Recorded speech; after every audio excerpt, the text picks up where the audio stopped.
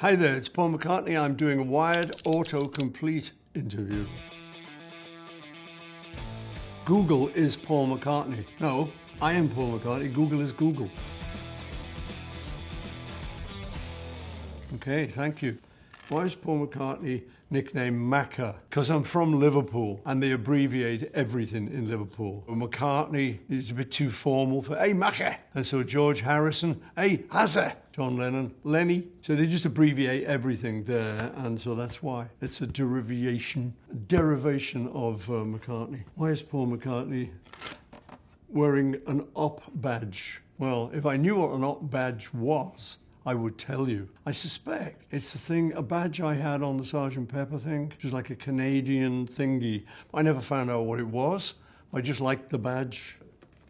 Why did Paul McCartney write Let It Be? I had a dream. It was in the years when we were probably overdoing everything, drinking and staying out too late and getting crazy. So I was a bit sort of exhausted and I went to bed.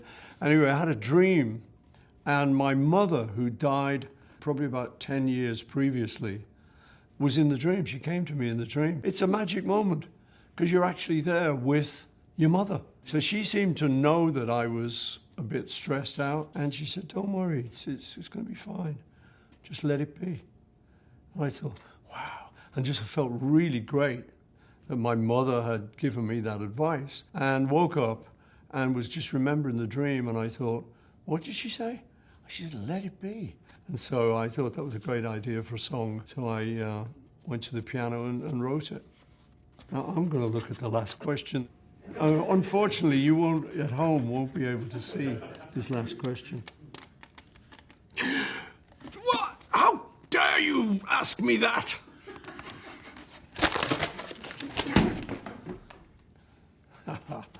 When did Paul McCartney become Sir? A few years ago. I don't actually remember what year it was. Well, it's amazing because the first thing you hear, you get a letter through the post saying you're going to be knighted, but don't tell anyone. So that's a pretty buzzy letter to get. So what? It's very exciting, actually. You have to be a bit of a royalist. You have to think that the Queen is cool. Some people actually turn it down. But anyway, it's great. You get to visit Buckingham Palace, and you go in there, and you're in a room full of people who are getting honoured, and the guy comes in, the equerry, sort of kind of military guy, explains what you have to do, how you have to approach the Queen. You have to kind of walk in and then look at her and then walk straight ahead and then just bow your head a little bit. The Queen takes a sword. At this point, you have to be very trusty. She could do anything with that sword. One shoulder, the other shoulder, and then says, "Arise, Sir Paul McCartney." Okay. When did Paul McCartney write Yesterday? 1960 or something like that. I'm not very good on dates. It was in the 60s, shortly before we recorded it, so you can look it up. The great thing about Yesterday was it kind of wrote itself. People say to me, do you believe in mysticism and magic? With that story, I kind of have to, because I just woke up one morning and there's this do-do-do, do-do-do-do-do. I go, what's that? I like that tune. After a couple of weeks of asking various people like John, the guys in the band, George Martin, everyone said, well, we don't know, it must be yours. And it was very special because I just dreamed it. What a gift. I think a lot of people dream and there's music in the dream. They just go, oh yeah, I was at a Stones concert and they were doing this, I've done that too, and they've been doing a song I don't know. Can I wake up, wow, what was that? And sometimes you can't remember it. Yeah, so that's how Yesterday happened. In early 60s, that's as close as I can get. All right. When did Paul McCartney and Wings break up? 70s sometime? No, the trouble is, I'm too busy doing stuff to remember all the dates. Just ask a fan. They know the dates. And, there are loads of people who actually know stuff. But when we broke up, I think it's not an exact day. I think it would be after a trip when I went to Japan and got busted. I think that didn't help. Right, when did Paul McCartney learn to play the piano? When I was a kid, we had a piano in the house. My dad played it. I've read stuff that lots of people in those days, all over the world, really had pianos in their houses. It's like having a computer these days. Everyone's got one. That was the way people entertained themselves because there wasn't much other entertainment, going back like before TV even, So, yeah, we had a piano in the house, and I used to just noodle on it, and I asked my dad to teach me, but he wouldn't. He said, you've got to get proper lessons. So I took proper lessons and couldn't really get on with it, because the music I was hearing in my head wasn't do-do-do-do-do-do-do-do, do-do-do-do-do. This is like, extremely, I couldn't do that. Now, I think kids learning continue. I don't want to tell you not to, but I just couldn't ever get with it. I kind of learned myself. I just picked out chords on the piano. That would have been when I was about 14 or so. When did Paul McCartney join the Beatles? I should know that. Yeah, I mean, I was like a teenager, and John had a group that was actually called the Quarrymen. And I joined them when I was a teenager, so I would be, 16, 17 or something. And then that became the Beatles, the Quarrymen. Some of the members fell away. George joined, and then eventually Ringo joined. So that would be like, I think the Beatles was when I was about 19. Did the Beatles play at Woodstock? No, they didn't. Did the Beatles and Elvis ever meet? Yeah, we did. He was in Hollywood, and he was renting a house while he was doing movies. And we had wanted to meet him for years, because we were like massive fans of Elvis. Even though the sad thing was we kind of knocked him off his perch. We didn't mean to. He was the star, and we became the stars, and kind of his era sort of ended, We never liked that. So we were so keen to meet him, and we went to this house, the four of us all together. And he came to the door, which is a matter of dispute, because we did this story once, and Ringo said, no, he didn't. He was sitting on the couch. I say, no, he didn't. He came to the door. So my story, which I believe is the correct one, sorry, Ringo, is that he came to the door looking great, looking really cool, with slacks and a kind of, I think it was like a red jumper. It was amazing.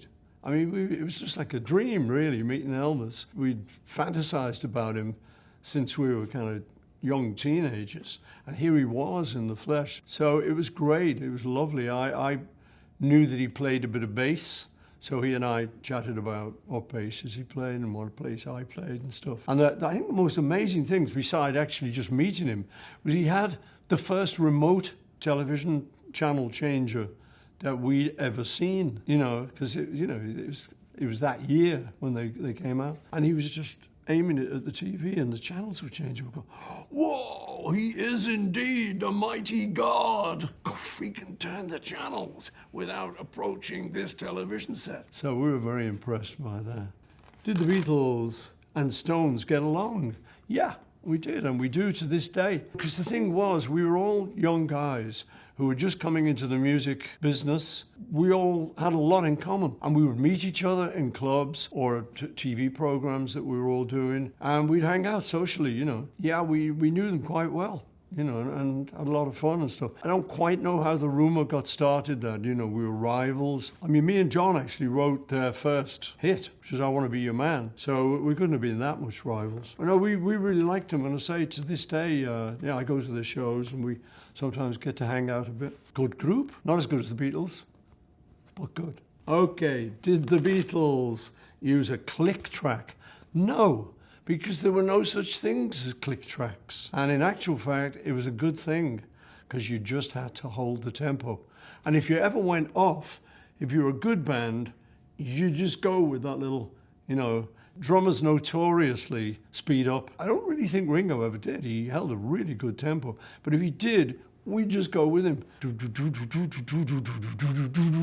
We could absorb that little thing, but he hardly ever did. And he was, a great drummer. So we didn't need a click track. We didn't have one, even if we'd have needed one. Did the Beatles wear wigs?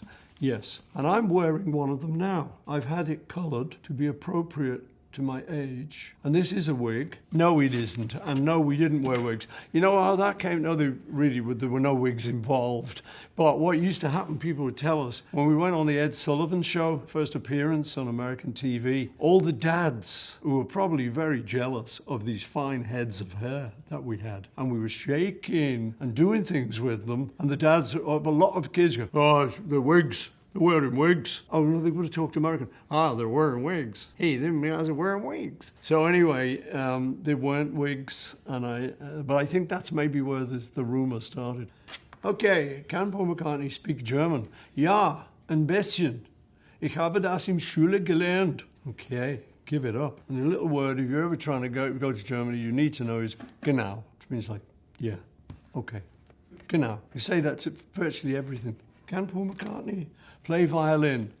No. It's a completely different ball game from guitar. I mean, if you can play guitar, you can kind of play bass, because that's the same ball game. But violin is different tuning and a much more difficult instrument for me to play. So I can't play violin, no. Can Paul McCartney pull tapes off? Can Paul McCartney read sheet music? Kind of. I can kind of follow it. Really, I tell you the truth, with sheet music, we looked for guitar chords. We looked at the lyrics and the guitar chords, and all the dots passed us by. But you can see it goes up, boom, boom, boom, yeah, boom, boom, boom. I mean, to that extent, I can read it, but not really. If it gets complicated, no. What instruments can Paul McCartney sell? Can Paul McCartney eat? Play. I thought. What instruments can Paul McCartney play? Guitar, which is kind of what I started on. Actually, I started on trumpet, so I can play when the Saints go marching in. So yeah, then I learned to play guitar, and then after that, a bit of piano. You know, when I say I can play them, people say, oh, you can play these things. I'm not really a great pianist or a great guitarist, but for my purposes, and you know, when you write a song, I can play the stuff I write. But then if someone says to me, yo, you know, play Stairway to Paradise, I wouldn't know how to play it. But yeah, I can roughly play piano. I play drums, but again, you know, if you put me in Whiplash, that guy would kill me. I can't really do that kind of drumming, but I don't really like that kind of drumming. But I can do that kind of drumming I can do. And I've learned a bit of mandolin, a ukulele, you know, it's a few little instruments like that. Is Paul McCartney happy? Oh, yes, at this moment. Don't get me mad. Is Paul McCartney a Liverpool fan? Okay, now that's a long story. My dad was born in Everton, which is the other Liverpool team. So officially I'm an Everton fan because that's our family team. But I knew the players and the managers of Liverpool years ago, and they did so great, and they were big fans of mine. So I'm a Liverpool and an Everton fan. I know it's not strictly allowed, but I got special dispensation from the Pope. Okay. Is Paul McCartney a vegan? No, he isn't. He's a vegetarian, but he eats cheese. I'll tell you why. It's a compassion thing for animals. And it's a kind of thing that I recognize that a lot of people think it's dumb. I mean, actually less people these days than before. But a lot of people think, oh, you know.